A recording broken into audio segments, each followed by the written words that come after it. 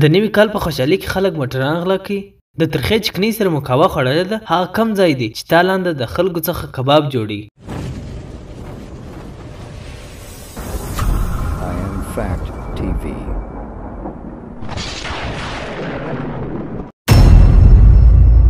دا پوسټ په 2020 کې وایرل شوی و. د کاناډا حکومت دغه سټیکر د موټر د کرال چلولو لپاره کاروي چې په دې سټیکر باندې داسې د کډي په رقم عکس دی. څوک چې فکر کوي چې دا د رښتیا کډی یا ډب دی، مګر هغه یوازې عکس یې. په انډیا کې هم دغه سټیکر سته. خلک چې وایي کډی دی، چې دی څنګه پښه پرېږدي هغه پر شوی سي او غزار سي او د عزت څخه یې پالده جوړه سي. د څېړنې د مخې په خارج کې د نوي کال د لمانځلو پر مهال ډېر موټران غلا کیږي. هلته خلک د نوي کال ورځ لمانځي او هلته بیا غله صاحبان موټران غلا کوي.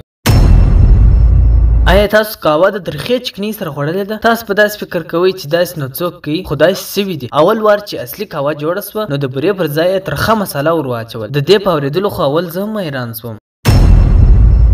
که چیرې تاسو په یو کار کې مسلکي یاست او ستا مرګ هم په هغه کار کې وسو، نو په هندوستان ګجرات کې ډاکټر ګورک ګاندي چې تر 14,000 څخه ډېر د زړه عملیاتونه کړي وو او هغه خپل هم د 41 کالو په عمر د زړه د عملیې د لاسه مړ سو. ډېر جالبه ده. او هغه د ښه صحت درلودلو لپاره یوګا، سپورت او کرکټ هم کوي. خو بیا هم هغه یې رښتیا ویل دي، وایي د مارګر مرګ د ماره څخه.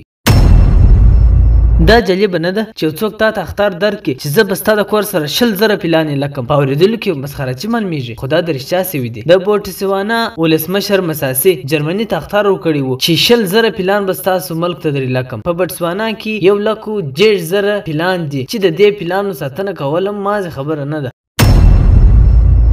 تاسو به فارټس لیدلی وي، هغه چې یوه سترګه یې پټه کړې. تاسو به داسې فکر کوئ چې دا په یوه سترګه ړوند دی، خو داسې نه ده. که چیرې ته د باندې لمر ته وګرځې او بیا یو دم یو داسې خونې ته ولاړ سې چې هلته توره شپه وي، نو ته به یو څو ثانیې هیڅ شی نه ووینې. بیا وروسته کرار سترګې سمیږي او لږ شی ویني. او کله چې پر یوه سترګه پټي واچوي، المر ته وګرځي او بیا تورې خونې ته ولاړ سي، نو یو دم به هر څه وویني. ځکه خو د کښتۍ چلونکي دغسې کوي چې د لمر څخه یو تاریکې خونې ته ولاړ سي، نو په لیدلو کې ورته اساني.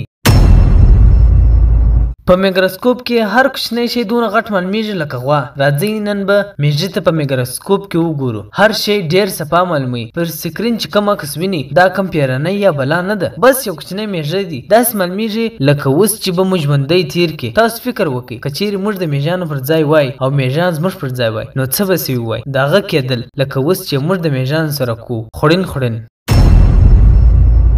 ځینې ملکونه سته چې هلته تا لاندې برېښنا لږ رالویږي، مګر داسې ملک سته چې په کال کې 300 ورځې تا لاندې راولیږي. هلته به د خلکو څخه کبابونه جوړ سوي. دغه ځای په وینزویلا کې دی. هغه د یو سمندر په څنډه یو څو کورونه دي چې هره ورځ خاص په یوه وخت تا لاندې راولیږي، چې هغه خلک بیکون مراقبو ورته وایي. ساینس پوهانو تر اوسه پورې دا نه کړه معلومه دا د چیز څخه کېږي.